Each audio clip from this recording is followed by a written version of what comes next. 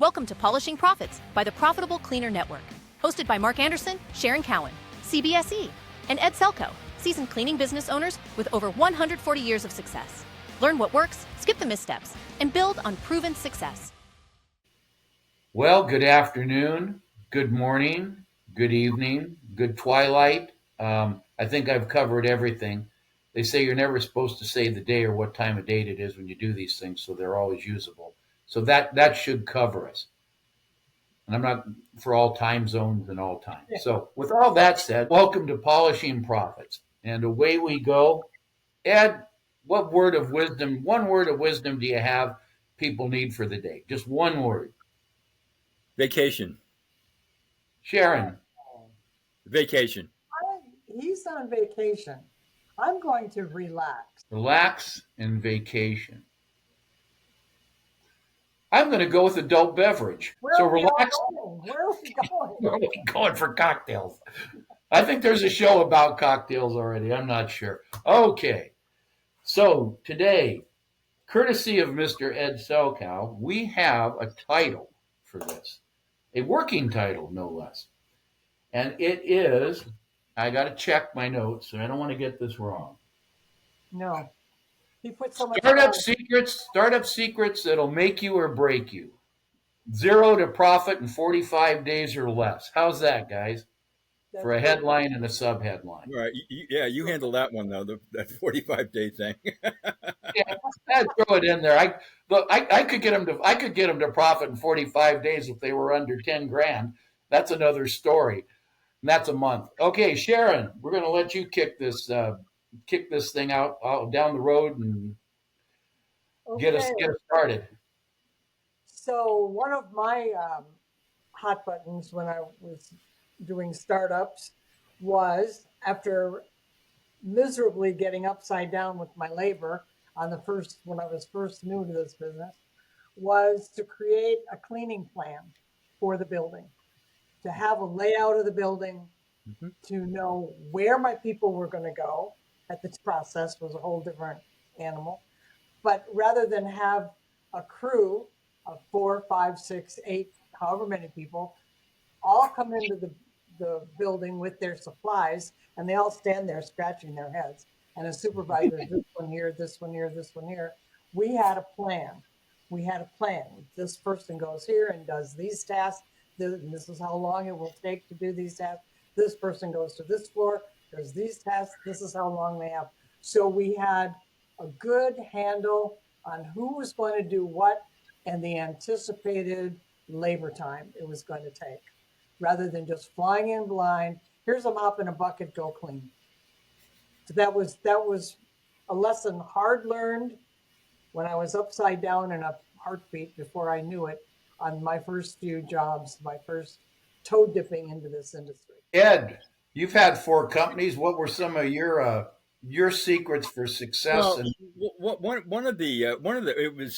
was a big surprise, but when I had won my first really big building, I saw how the company I was with, I saw how they would start a building up, and I was surprised, because what they did was they said, okay, there's X amount of square feet. It's X amount of square feet per floor. So we're going to have 2 hours here, 3 hours on this floor, etc. But then what they did was they said, okay, now what's the plan when there's one person that doesn't show up? Now, okay, you do that, and then what's the plan if 2 people don't show up? What happens if there's 3 people that don't show up, and so on? Okay, and I mean, that just surprised the daylights out of me, and it made an awful lot of sense, by the way, because it really mattered. If you recall, those those first employees on those startups, they don't last. I mean, you only got a couple of them at the end. So we did something very similar. We looked at, again, depending on the size of the building, but let's say it's a larger building, we would transfer staff that we knew were successful into a portion of that building to start it up or possibly stay. Then we would start out, and I'm just taking this number. For the first week, we knew we had to book labor at 150% of bid because of just what Ed said. who doesn't show, who isn't going to like the job. And then we would pare it back each week till we got to the final week, the fourth week, where we were hopefully at budget or very close.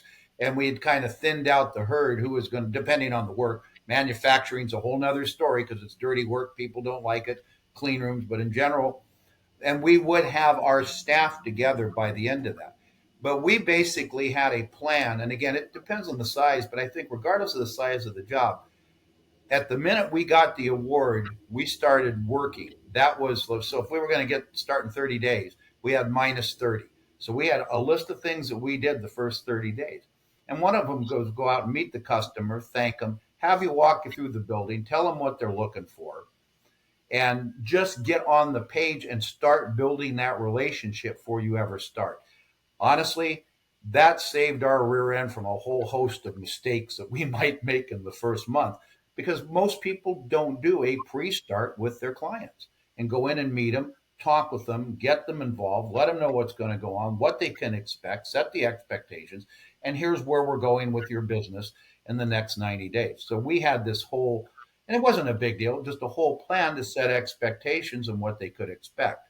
So we basically started from award to entering the building 90 days out, and then we would move into our regular cleaning rhythms or routines or runs or whatever there. So that's one secret we had. Well, there's another big factor, because we're talking to a whole boatload of people here, theoretically. Boatload might not be a good word anymore, but we're talking to a lot of them. Go ahead. There was a distinct difference between, and this is where going into all these companies has helped me. But there is a difference between a branch manager model and the separation between sales and operations. Okay, the sales guys, if all you had to do was sell, okay, you could kind of show up the first night and then not go back. Okay. Right. Now the other way to do it that made the most sense to me, and this is how ABM did it, but what they had was they had a branch manager. So you're responsible to sell it, and then you're responsible to keep it clean. Okay. And what that allowed me to go in there and say, look, I'm not just a sales guy, because the property managers, they hate the salespeople because they lie.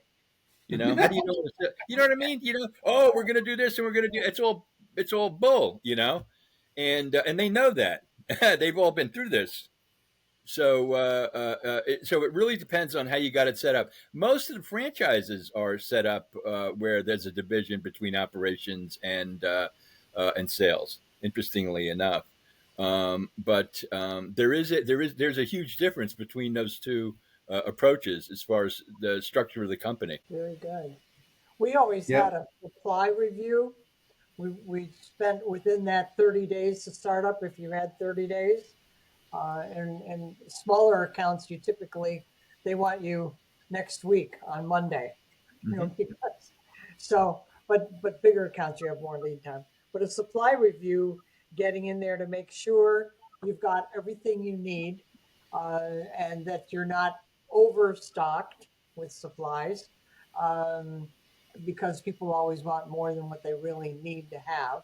So doing the supply review ahead of time and getting your list created so that you're not duplicating things that you don't really need, rather than getting onto the job site day one. Oh my gosh, we didn't bring enough this, we didn't bring that. So getting that whole supply issue all under control and managed up front is very helpful.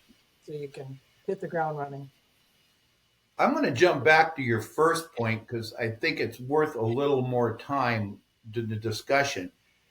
And we kind of glossed over it, but you said come in with a plan. But a plan, even for a small account, can be as simple as, is my cleaning route or run, whichever you call them, we used to call them cleaning runs. You had a whole movement already pre-established through the building. You knew where you were going to start, how you were going to move through. So you forecasted how you were going to clean that building, and you created your run or your methodology to clean it. So you had a starting point to start looking to where you can save time. So in other words, we'd have a map. This is how we're going to go through this building. Right. And we called them runs. And then from there, once we knew where we were starting, we knew what we could start changing and looking for as we went forward.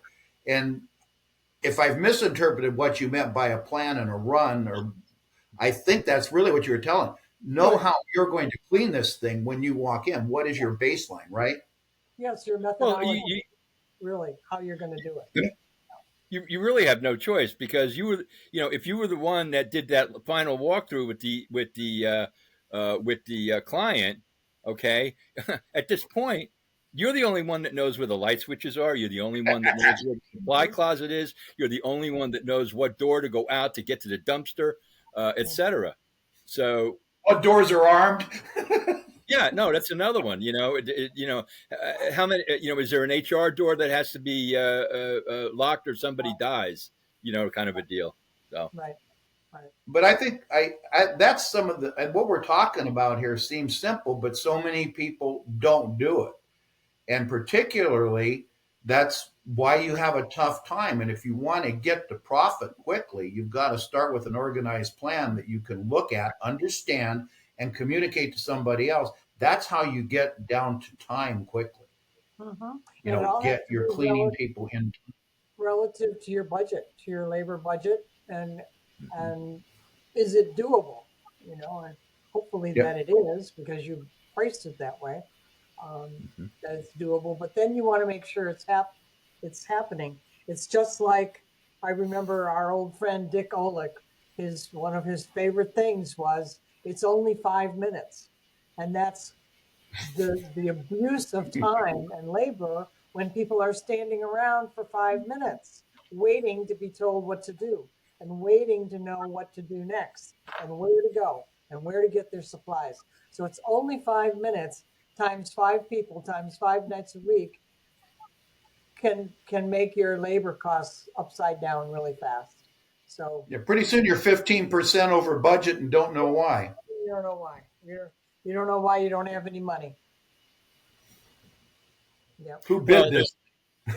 Go ahead, Ed. Well, there's also the deal that I walked into where I was told, okay, we're gonna, we want you to come to work and we're gonna stick you here, and I couldn't figure out why was I short-staffed and getting all these phone calls about that there's I'm missing people, but yet I was over budget. Wait a minute. You're telling me that I'm over budget when I've got nothing but shortages here. I've got branch managers and store managers screaming at me that we're short. How does that happen? And a lot of it has to do with the startup. A lot of it had to do with the startup, because during the startup, what somebody was able to do was they were able to get 38 people that all lived at one address on the payroll during the startup. Jeez. So, and they were, yeah, no, that was an awful lot of fun. There was $600,000 worth of brand new equipment missing. And what I was told was, when at that point, when I interviewed with a company, I would say, okay, like, tell me what's happening. What is it that we need to fix? And with this guy, oh, there's nothing to fix. It's like a little bit of tweaking. That's all, so. A little bit of tweaking with 38 non-existent people putting my labor budget into the toilet. That sounds like accounting fraud of some sort and an accounting control issue. Oh, amazing. Just amazing. I think the other thing we might want to bring up, and I know we've talked to this in other episodes, excuse me, I was looking for the word, is get in and see your customer the next day. If you can't see them, make a phone call and be ready. And I know, Sharon, you've preached this. I think you have to know what you're going to say. We started last night. Here's what we did. And how do you feel about the job, the startup, and check in with them. And we had regular, depending on the size account, regular check-in points during startups. 15 and 30 were 2 of them. 15 days in, 30 days in, 45, to touch base, nothing more. even if it was just a phone call. You can head off a host of problems. You can. And I Yeah. even in some cases recommend more frequently, like Okay. maybe every week, depending on the size of the account, every week during the startup first 30 days. And just it's much easier to get off on the good foot and keep it going smooth than to try and recover. You're swimming uphill afterwards if you're trying to recover from a discrepancy, deficiency. So it's much easier to overkill in the beginning and really be there a lot, and then wean yourself off of that as you see it's going well. See, for me, it was unheard of not to show up after the first night, the second night, and the third night. I mean, the only time it was really awful was when you're away from home, and you're in a hotel for a couple of days. But the idea that I mean, listen, I'm going to be there when they open the door, and I'm going to be there when the phone calls come. I want to be sitting in the property manager's office when the phone calls come from the tenants, you know. Right. And one of the big things, and it was the only thing everybody cared about on the first night, was don't miss the trash can. Yeah, the trash get dumped. Yep. No, but I mean, look, Oh, they're expecting you to miss a bunch of stuff, and if you can walk in, uh, oh, there was no trash can calls. Oh, wow. Okay, so Yeah. trash cans and clean restrooms go a long way the first night Yeah. Yeah. on particularly on a large account. Don't forget to refill the toilet paper the first night. Yeah. But this is just this isn't any empirical evidence, but what I found out over my 40 plus years of doing that, startups and everything, if you have a hard fail, and we can define what a hard fail is, but you really screw up, you have what they call a hard service fail, and you get on that radar in the first 90 days, you won't have that contract at the end of the year because you are always paddling upstream to try to prove to them you didn't lie to them at the sale. What do you guys think of that thought? Mm-hmm. Absolutely. yeah, Absolutely. agreed. You're Yeah. you're struggling to survive, and that's not a way to make it through the year. And depending on the size of the account, you're going to spend a lot of money to survive and get them to change their mind. Yeah. And you will not be 0 to 45 profitable. And those are for smaller accounts. We use that in the sub headline. But we always operated. If we had a $5 to $8,000 a month account, our goal was always to be profitable in the second month, be on budget and be profitable. Bigger the account, the harder that is to do, and we're not going to go down that road.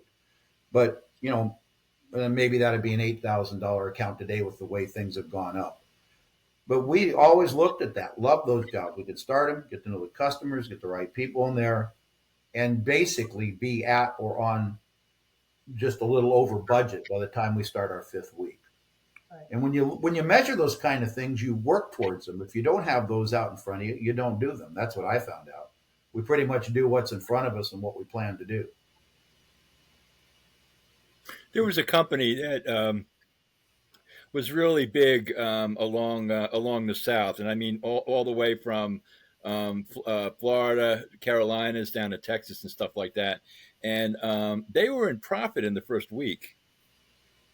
Now the building was dirty, and with this, hold on. With this company, the building stayed dirty until they got thrown out. Okay. And what they said, what the theory behind there was, okay, was that you got to go sell. You have to go That's sell. interesting. Okay. You have to sell, okay, because you're not going to have the client that you just signed. They're not going to be around in 6 months. You better get out there and sell something. But it was amazing to see. Now these guys had and I can mention their names because they no longer exist. But Sharon, do you remember Oxford? Yes, I remember the name. Okay, all right. What Oxford did was what they would do is they would take an engineer fresh out of college, okay, hand him a Columnar pad, a stopwatch, okay, and a pen, and he would go through and retune the building based on the density, the size of it, and so forth. And here's the cool thing is that you're hiring you're starting out with an engineer. This is not a cleaner. Okay, he's getting like a little bit more money. All right, this guy made his money back. The company got made their money back. Okay, in a month and a half. He would go through and just reconfigure everything. Okay, and they understood. Well, they had to they had to show him how to count ceiling tiles and walk off 3 foot pace, a 3 foot pace. Okay. But it really was brilliant how they did that. And so, they certainly had a system in place not to be terrible, but it just turned out that it was an awful operation. I mean, everything you knew when you were in an Oxford building. It was kind of like, okay, are they ready to change yet? I guess that's one strategy. Yeah. Oh, they exploded. They were big, and they were big fast. I remember the name. Yeah. They weren't out here in the West, were they? No. They were pretty much along the eastern seaboard up to like Virginia. Okay, and then all the way south, and then out to out to Texas. Well, I'm looking at the time, and we're at 22 minutes, so that's kind of our target we always shoot at. How about some closing thoughts, and we'll wrap this up on startup secrets, so you make money that'll make you, not break you. Sharon or Ed, go ahead. I was going to say, I think Sharon hit it out of the park with her approach. So. Yeah, I'd agree. So, Sharon, you can wrap yourself up in the episode, and we'll call it good. So go for it. If you fail to plan, you plan to fail. That's a simple. Oh, now you take a tried old saying. Come on. It doesn't get any simpler than that. You have to have a plan. Whether it's the old, don't send them in with a mop and a bucket and tell them to clean. It's going to come. Well, the antithesis of that is piss poor planning does not constitute an emergency or failure on my part. So, correct. With all that said, what, Ed? Go ahead. Who was the guy in Wisconsin that had a group? Sharon, you remember this guy. But what he said was, he says, the startup, he says, you unlock the door, put the vac in there, put the barrel in there, and then you go back to your car and have a burrito. And folks, on that happy note, we're going to say adios. We'll see you at the next episode. Thanks for watching. Take care.